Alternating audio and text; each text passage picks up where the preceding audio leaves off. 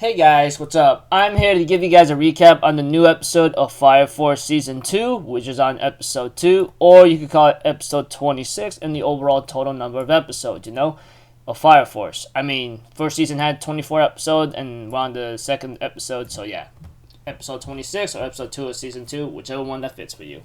Anyways, this episode right here looks really confusing a bit. Makes me question how does this thing really work in a certain way, but it looks like to me, I guess anyone who is connected to this Adela burst or link or something might be able to do such thing, but if anything else, let's just get this started. We have to it that Shinra talks to Obi, and he says that you're gonna have a little talk with Captain Hug at the 4th Division Fire Force team, Eventually, there'll be some familiar faces that Shinra will run into, such as the fire instructor Pert Kopan or something. He's the trainer, and then Kairin, he will end up having a little scuffle with him. But we have to it that eventually, when Shinra met Captain Haji from Fire Force Division 4, it seems like to me he has this obsession of being burned up or something, or want to get hurt by fire for some reason.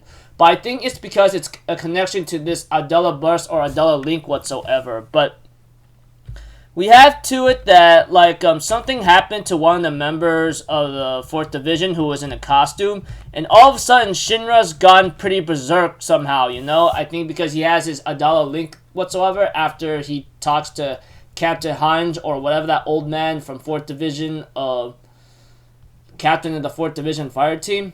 All I know is Shinra started to have this strange Adala link or Adala moment whatsoever, and all of a sudden he's turned into a different person, like that of a guy who really wants to kill everything, And it's because of this first pillar is actually setting her sights on Shinra's anger and resentment, And because of that, he's being, I guess you could say, mind controlled by this Adala link, by this other girl in blonde whatsoever, that blondie chick whatsoever.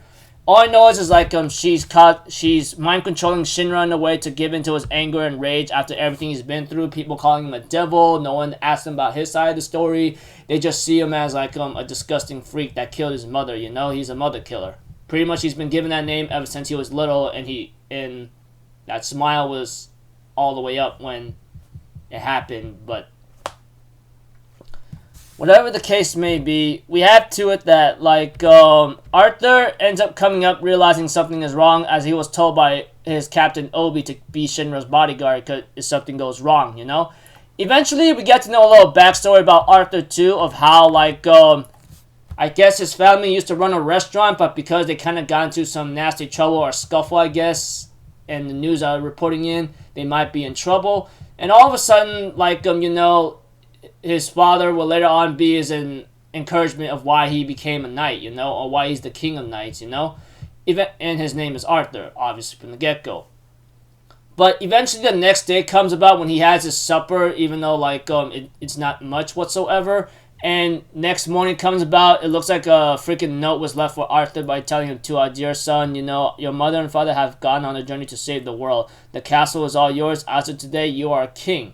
And that's when Arthur decides to become king, but when he has this delusional thing about being king, he's very deadly. I mean, the way how it was shown in Shinra, when he was fighting Shinra, Berserker mode, or being mind controlled whatsoever, and the Adala link.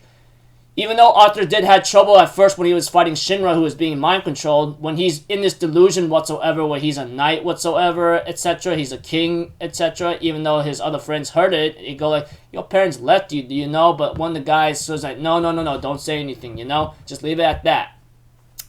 And and of course the fight between Shinra and Arthur, I mean, Arthur seems to be in this crazy delusion whatsoever about being king after a note was left for him when he was young, but I guess it's his source of power, I guess, because the way how he's able to take on Shinra despite being mind controlled and giving Arthur a hard time, he was actually give Shinra, who's mind controlled, a very hard time. Like I said, very confusing what I'm saying here, but Arthur, in his delusional state of being a king or a knight, he's able to overcome Shinra and ask him a question, are you a hero or a devil? And after that, Shinra kicks himself in the face to wake the hell up after this girl was mind-boggling him or mind-controlling him, And this girl was trying to manipulate him or try to give him give in to his anger and hate and go kill everything, and even use the leverage of saying, I know where your mother is, blah, blah, blah. I'm thinking in my mind, oh my gosh, that's really nasty. And let's see here.